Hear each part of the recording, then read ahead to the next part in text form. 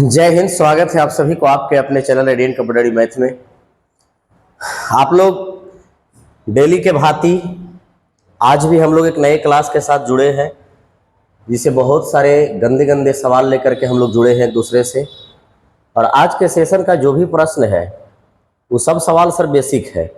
जो अच्छे अच्छे लोग जो आज के डेट में गया में कम से कम भी तो 5 साल 6 साल 10 साल से रूम लेकर के बिता रहे हैं, लेकिन इन्हीं सब सवालों के वजह से उनका सिलेक्शन किसी न किसी माध्यम से रुका रह जाता है। और छोटे छोटे प्रश्नों पर बहुत सारे बच्चे ध्यान नहीं देते हैं।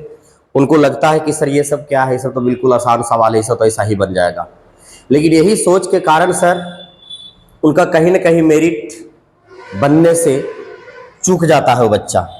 तो उसी प्रकार के सवाल आज हम लोग लेकर के एक दूसरे से जुड़े हैं, जो बहुत मज़ा आएगा आज हम लोग को पढ़ने के बाद। समझ गए?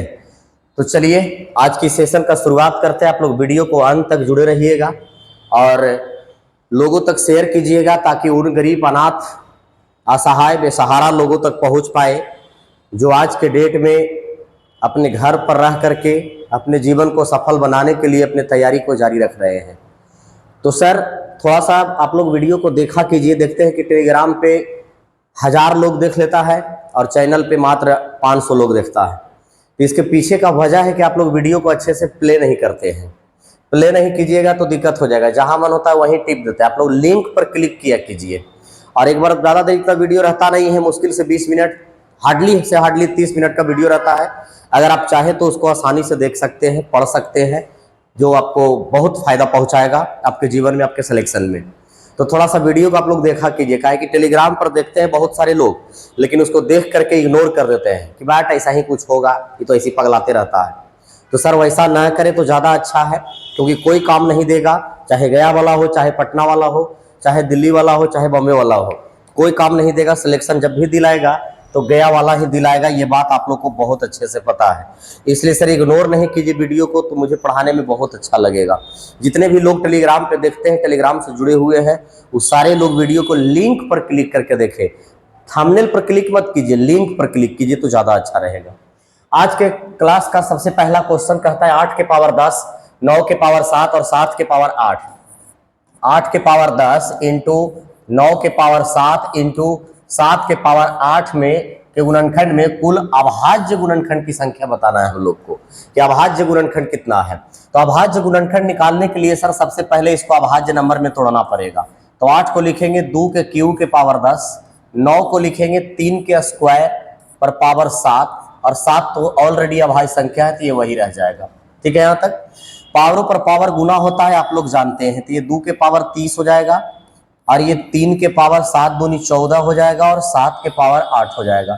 जब आप लोग नंबर सिस्टम पढ़िएगा तो नंबर सिस्टम में एक छोटा सा टॉपिक पढ़ना है, अभाज्य गुणनखंड कॉमन फैक्टर। वहां पे ये सवाल आप लोग को देखने को मिलेगा। तो आप देख सकते हैं सर कि नीचे जितना भी संख्या है सब अभाज्य संख्या में आ गया है। अब कुछ नहीं करना है, इसको पावर को जोड़ दिया जाता है, पावर को जोड़ दिया जाता है। कभी भी अगर अभाज्य गुणनखंड पूछेगा तो इसके पावर को जोड़ दिया जाता है। ये बात आप लोग को पता होना चाहिए। तो पावर जोड़ेंगे तो एक पावर 30 है, एक 14 है और एक 8 है। 30 और 14 44 और 8 52, यानी कि सवाल का ऑप्शन लेना हम भूल गए। चलिए कोई बात नहीं, इसका आंसर कितना हो जाएगा? 52 हो जाएगा। तो ये छोटा सा टॉपिक है नंबर सिस्टम का। जब नंबर सिस्टम आप लोग पढ़िएगा तो वहाँ पे देखने को मिलेगा ये वाला। सर इकाई अंक भी हम लोग नंबर सिस्टम में ही पढ़ते हैं। एक सवाल आज इकाई अंक आपके सामने दिख रहा है। कहता है कि 45 23 के पावर 1632, 22 24 के पावर 1632 और 32 25 के पावर 1632 में इकाई अंक क्या होगा? तो सर इकाई अंक का एक बहुत अच्छा कंसेप्ट है कि अगर इकाई अंक में 0 1 5 6 रहे तो वही आंसर हो जाता है, वही इसका इकाई अंक हो जाता है। अगर ये चारों संख्या इकाई अंक में दिख गया तो इसके इकाई अंक में गुना भाग करने की कोई जरूरी नहीं है, बस वही हो जाता है। तो यहाँ देखिएगा 5 के पावर है तो इसका इकाई अंक 5 ही हो जाएगा। यहाँ देखिएगा 4 के पावर सम है। एक और कंसेप्ट हम लोग को पढ़ना है इकाई अंक में, कि अगर 4 के पावर सम रहेगा तो इकाई अंक 6 होता है, और 4 के पावर अगर विषम रहेगा तो इकाई अंक 4 होता है। तो 4 के पावर यहाँ देख रहे हैं सम है तो इसका इकाई अंक 6 हो जाएगा। कितना हो जाएगा? 6। अब यहाँ देखिए 3 के पावर 1632 है, इसमें हम लोग 4 से भागा देंगे। 4 से भागा कभी भी पूरा में नहीं दिया जाता है। अगर बड़ा पावर रहता है तो अंतिम से 2 अंक में 4 से भाग दिया जाता है।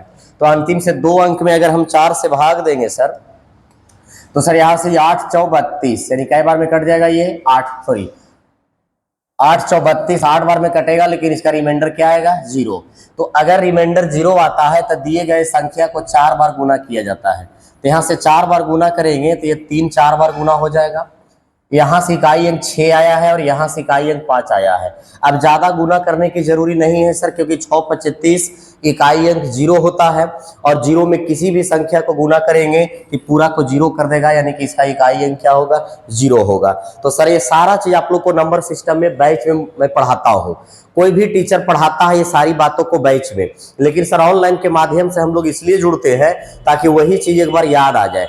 अगर पढ़े हुए बच्चे अगर देख रहे होंगे तो उनको ये चीज बहुत अच्छे से समझ में आ रहा होगा, क्योंकि उनको पता है कि क्लास में ये सारी बातों को मैं प्रूफ करके बताता हूँ कि आखिर 0 1 5 6 रहेगा तो आखिर इकाई अंक चेंज क्यों नहीं होता है, और 4 के पावर अगर सम रहेगा तो इकाई अंक 6 क्यों होता है, 4 के पावर विषम रहेगा तो इकाई अंक 4 क्यों होता है। उनको सारी बातें अच्छे से पता होगा।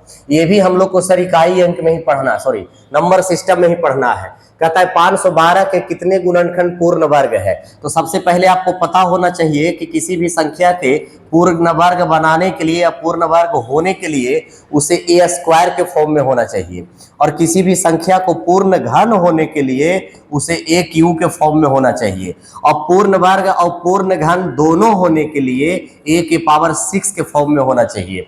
तो जो नंबर सिस्टम में पढ़े होंगे ये बातों को, उनको बहुत अच्छे से समझ में आ रहा होगा कि जी सर ये सारी बात आप क्लास में पढ़ाते हैं नंबर सिस्टम वाले चैप्टर में।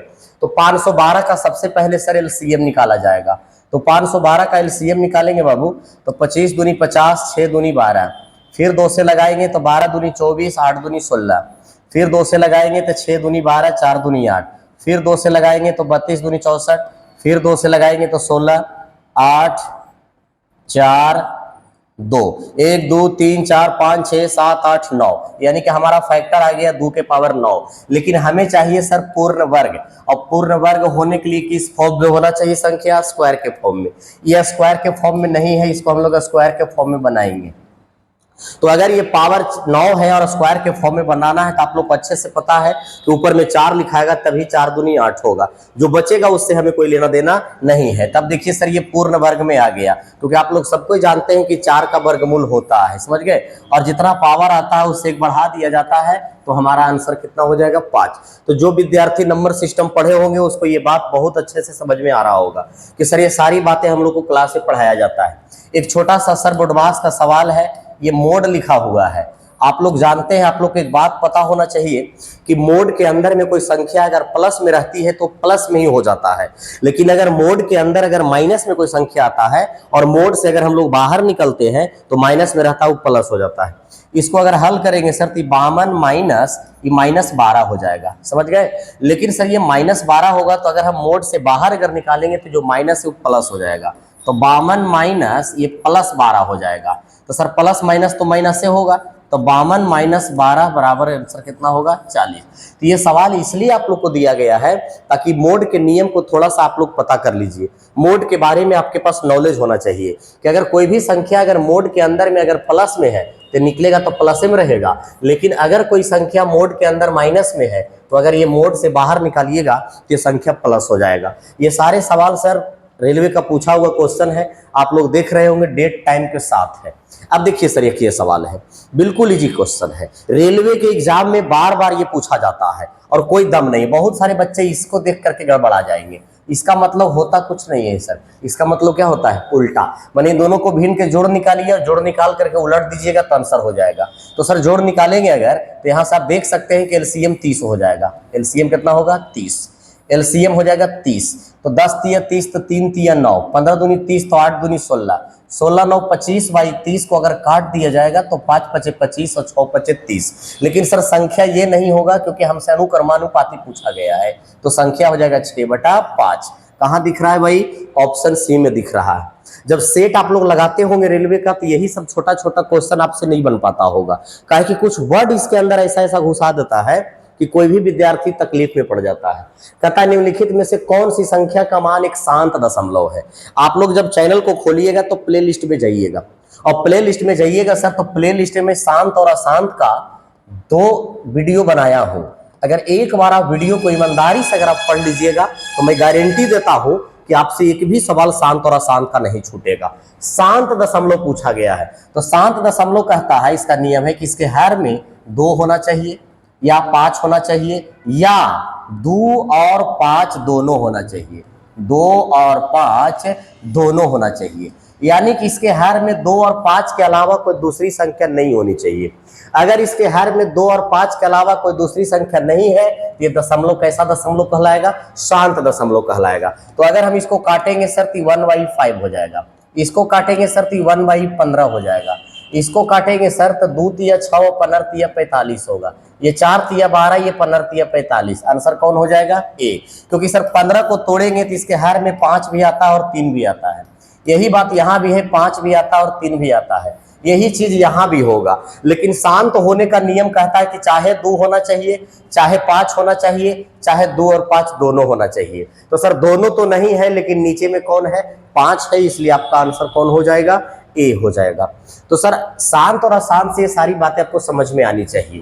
कहता है √3 प्लस √11 के होल स्क्वायर कैसी संख्या है?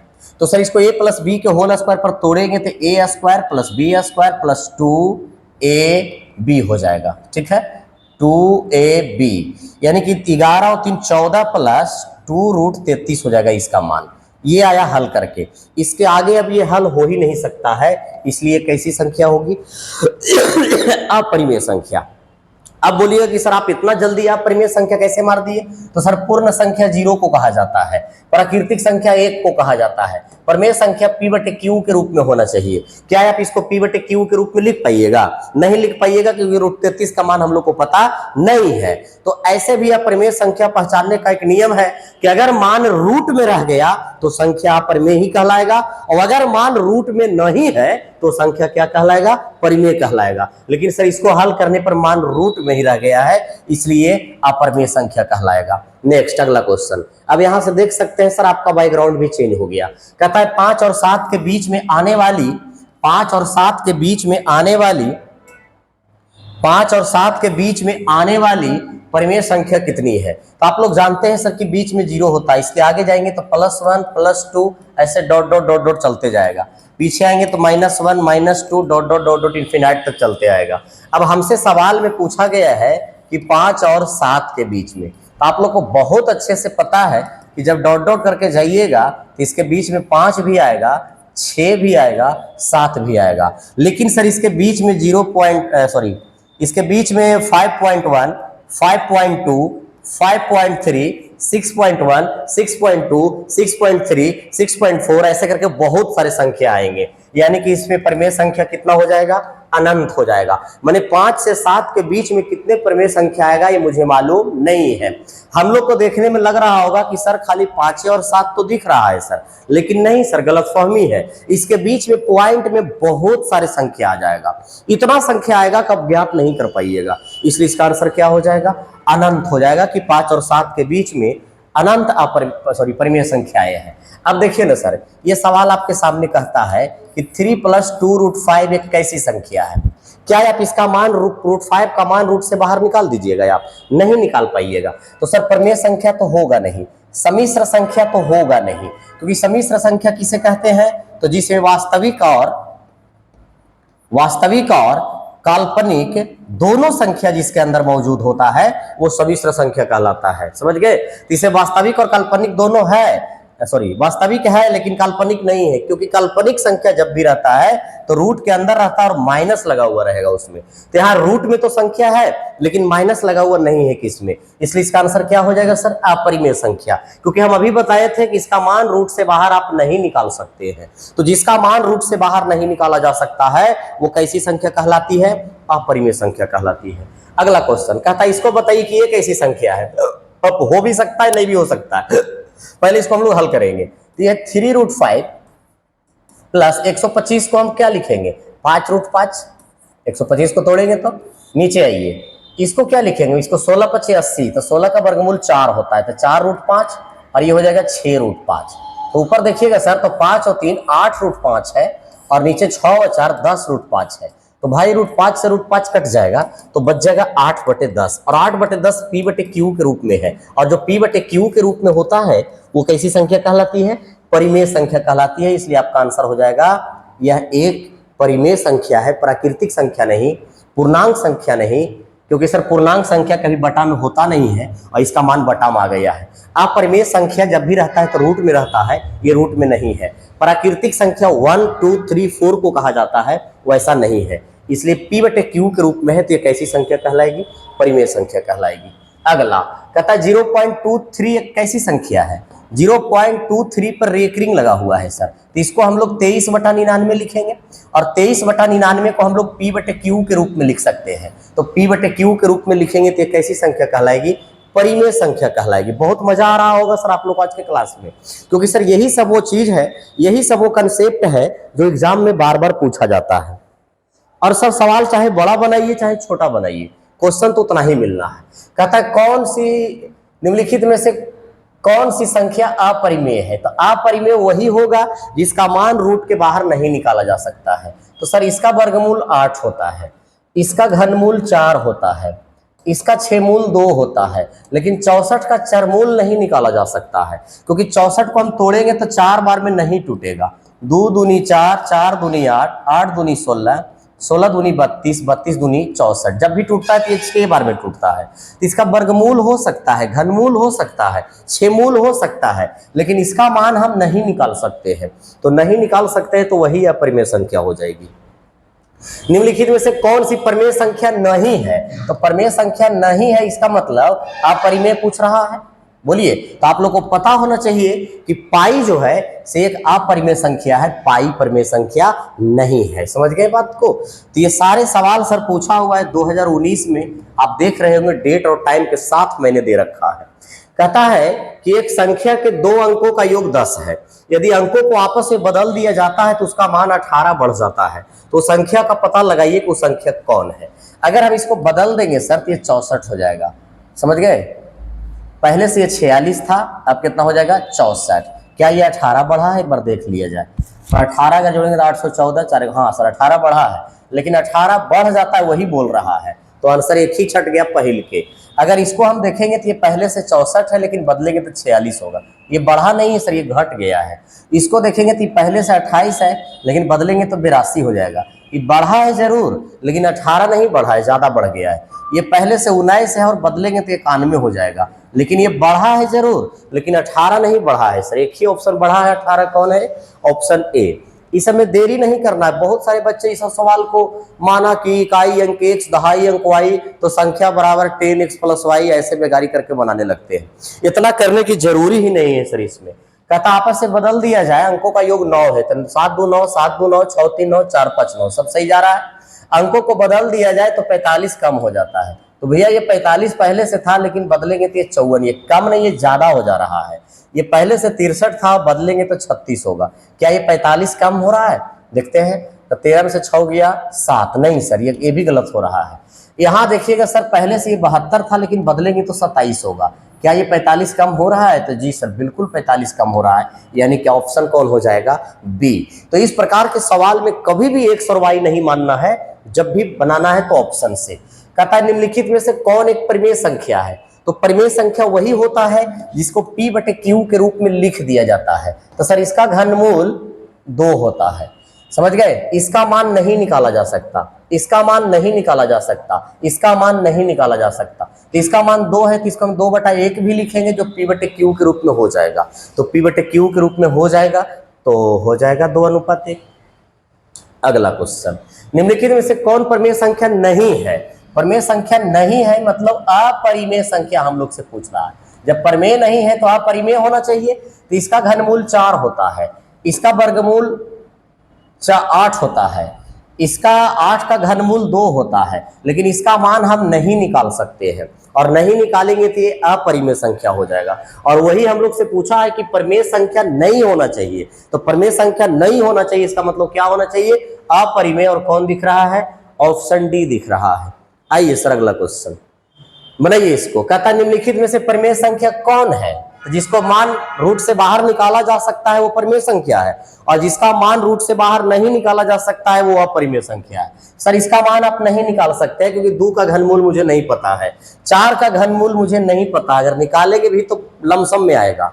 सर 12 का भी घनमूल मुझे नहीं पता है, लेकिन 8 का घनमूल 2 होता है और 2 में से 2 गया तो कितना 0। मैंने इसको हम लोग हल कर दिए, रूट से बाहर निकाल दिए, और रूट से बाहर निकाल दिए सर तो ये परिमेय संख्या हो जाएगी। अगला देखिए निम्नलिखित में से कौन सी संख्या अपरिमेय है। अपरिमेय मतलब जिसका मान रूटे में होना चाहिए, रूट से बाहर नहीं होना चाहिए। तो सर देखिए इसका वर्गमूल पूछ रहा है, तो 1 2 3 4 5 6, तो 6 जीरो है सर, तो इसका वर्गमूल 3 जीरो हो जाएगा, इसका मान तो निकल गया। अच्छा 1 2 3 4 5 6, इसका तो सर एगो 10 हो जाएगा, 6 मूल, इसका भी मान निकल गया। अच्छा इसका देखिए 6 गो है और घनमूल पूछ रहा है, इसका घनमूल 10 हो जाएगा, 100 हो जाएगा, समझ गए। चलिए लेकिन इसका मान हम नहीं निकाल सकते हैं क्योंकि सर 6 जीरो अंदर में यहाँ 4 दिया हुआ है, तो 4 से 6 खत्म नहीं होगा, यानी कि आंसर कौन हो जाएगा डी। यही है जो अपरिमेय संख्या है, इसका मान रूट से बाहर हम नहीं निकाल सकते हैं। चलिए आगे बढ़िए अगला क्वेश्चन। अगला क्वेश्चन 21 कहता है फैक्टोरियल 19 के 100वें स्थानीय मान का अंक बताइए। देखिए सर बच्चा इसका स्थानीय मान तो कोई भी पूछता है तो बता देता है, जैसे एक संख्या लिख दिया गया है तो होगा इसमें होगा, उसके बाद मैं उसको बताता हूँ। अच्छा ये भी पॉइंट में है, जैसे देखिए ये वाला है, कहता है 83 37 49 502 का 4 और 2 का स्थानीय मान का अंतर बताइए। 4 और 2 के स्थानीय मान का अंतर बताना है सर। स्थानीय मान, जातीय मान नहीं, स्थानीय मान। चलिए इसका अंतर बताना है, समझ गए। तो देखिए ये सवाल रहता है तो हर कोई बना देता है क्योंकि बिल्कुल आसान क्वेश्चन है, ये कोई दिक्कत नहीं होगा इसमें। देखिए 4 कहाँ है, यहाँ है, 4 के बाद कितने अंक है, 4 अंक है, तो 4 पर 4 जीरो हो जाएगा, ठीक है। अच्छा 2 कहाँ है, यहाँ है, 2 के बाद कितने अंक है, तो एक भी अंक नहीं है, और इसको अगर घटाएंगे सर तो 8 9 9 3, ये आ जाएगा आंसर आपका, जो कहाँ है ऑप्शन नंबर डी में दिख रहा है। समझ गए बात को। तो स्थानीय जैसे पहले तो 7 का स्थानीय मान बताइए, तो ये 7 हो जाता, और 1 2 3 4 5 अंक है इसके बाद, तो 5 को जीरो पे हो जाता। तो ये सवाल हर स्टूडेंट बना लेता है, लेकिन जरा इसमें आइएगा, कहता है 145.390 में 4 का अंकीय मान बताइए। अंकीय मान का दूसरा नाम होता है जातीय मान, जातीय मान भी इसको कहा जाता है। तो सर जातीय मान का मतलब होता है कि जिसके बारे में पूछा गया वही उसका जातीय मान हो जाएगा। किसी के बारे में पूछे, अगर 5 के बारे में पूछेगा तो जातीय मान 5 हो जाएगा, 3 के बारे में पूछेगा तो 3 हो जाएगा, 9 के बारे में पूछेगा तो 9 हो जाएगा, 1 के बारे में पूछेगा तो 1 हो जाएगा। जातीय मान या अंकीय मान दोनों एक ही चीज होता है, और वो जिसके बारे में पूछता है वही हो जाता है। समझ गए बात को। लेकिन सर यहाँ पूछा गया कि 4 का जातीय मान बताइए, तो 4 का जातीय मान कौन हो जाएगा, 4 कहाँ है भाई, ऑप्शन बी में। लेकिन सर ये सवाल में आइए, आप कहता है फैक्टोरियल 19 के स्थानीय मान का मान बताइए। तो आप लोग जानते हैं सर कि फैक्टोरियल 19 को हम लोग ऐसे लिखते हैं, फैक्टोरियल खोलने का तरीका यही है, ये सब बात आप लोग को बैच में ही पढ़ाया जाता है, डॉट डॉट डॉट डॉट करके ये कहाँ तक जाएगा, 19 तक जाएगा। फैक्टोरियल 19 का तो ऐसा लिखा जा सकता है। लेकिन कहता स्थानीय मान, 100 में स्थानीय मान बताइए। देखिए सर 100 में किसको कहते हैं, जैसे ये संख्या लिखा हुआ है 4 5 को, ठीक है। अरे चलता काहे नहीं है तुम यार, अच्छा से तुमको लिए गलत कलर।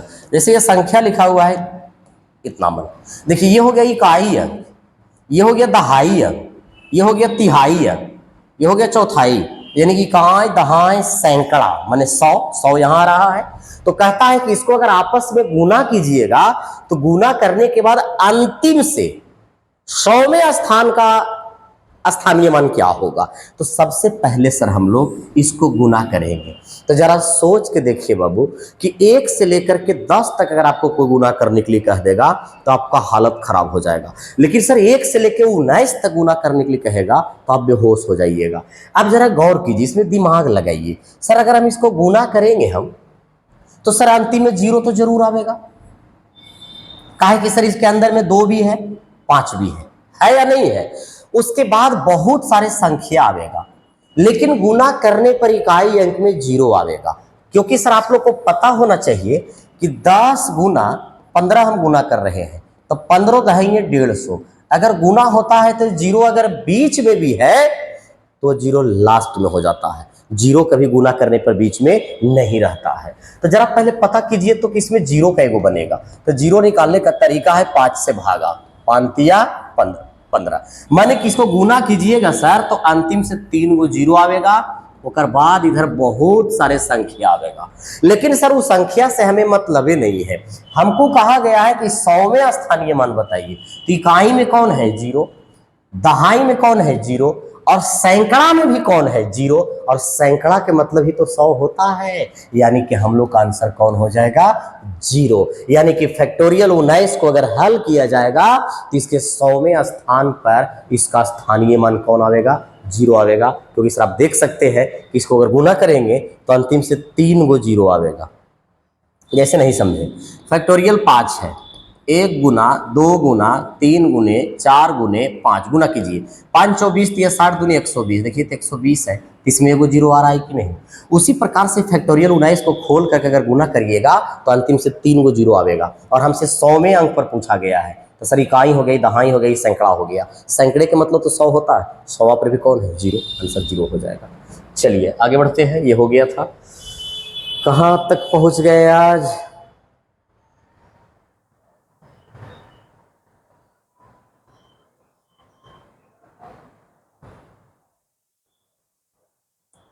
चलिए एक सवाल और है सर, कहता है कि इसका इकाई अंक क्या होगा। तो ये सवाल हम अभी लगता है कि बता दिए हैं। ये क्वेश्चन रिपीट हो गया है, समझ गए? इसको मैं दे देता हूँ होमवर्क में, इसको आप लोग खुद से बनाइएगा। चलिए सर, आज का सेशन हो गया समाप्त। अगर आप लोग नए लोग वीडियो देख रहे हैं तो कृपया चैनल को सब्सक्राइब कीजिए, और जितने भी नए लोग इस वीडियो को देख रहे हैं उनसे एक मेरा छोटा सा एक रिक्वेस्ट है कि आप मेरे टेलीग्राम चैनल को ज्वाइन कीजिए, जिस पर इस क्लास का सारा पीडीएफ उसी पे जाता है। क्लास लेने से पहले भी पीडीएफ भेज देता हूँ, क्लास के बाद भी पीडीएफ मैं वहाँ पे भेजता हूँ। मेरा टेलीग्राम चैनल है रेडिएंट कॉम्पिटिटिव मैथ, जो आप सही सही जा करके लिखिएगा। अगर लिखने में दिक्कत होगा तो एक बार मीनिंग को देख लीजिएगा और देख करके वहाँ सही सही लिखिएगा रेडिएंट कॉम्पिटिटिव मैथ, आपको मिल जाएगा मेरा चैनल। उसको ज्वाइन कीजिए ताकि उस जितना भी क्लास में लेता हूँ उसका पीडीएफ आप लोग को उस पर मिलते रहेगा। चलिए सर, तो आज कैसा लगा आज का सेशन आप लोग मुझे कमेंट करके बताइएगा। और मैं एक बार फिर बोल रहा हूं कि टेलीग्राम से अगर आप वीडियो देखते हैं, मैं लिंक शेयर कर देता हूं टेलीग्राम पे, और वहां से अगर वीडियो देखते हैं तो कृपया वीडियो को लिंक पर क्लिक करके देखा कीजिए ताकि व्यूअर अच्छा खासा जाए और मुझे अच्छा लगे देखने में कि लोग पढ़ते हैं। आप लोग जहां मन तहां पढ़ देते हैं, टिप देते हैं, दिक्कत हो जाता है। इसलिए सर आप लोग ज़्यादा से ज़्यादा वीडियो को देखिए, बहुत कम लोग पढ़ते हैं। पता नहीं ये छुट्टी में सब लोग कहाँ मस्ती कर रहे हैं। भैया आधा घंटा टाइम डेली निकालिए ताकि आपका पढ़ाई जारी रहेगा। घूमना फिरना ये सब तो लगा रहेगा, ये जिंदगी भर, ये कभी खत्म होना नहीं है। जिंदगी का 2 ही पहलू है, एक दुख और एक सुख। अगर अभी आप सुख में हैं, इस उम्र में, इस जवानी में, इस युवा पीढ़ी में, तो आप सर यकीन मानिए कि आने वाला समय में जिस दिन आपके बाल बच्चे होंगे उस दिन आपको थोड़ा सा कष्ट होगा। इसलिए अगर अभी कष्ट कर लीजिएगा तो आगे आपको तकलीफ नहीं झेलना पड़ेगा। तो चलिए इसी के साथ थैंक यू, धन्यवाद, जय हिंद। मिलेंगे कल अगले क्लास में।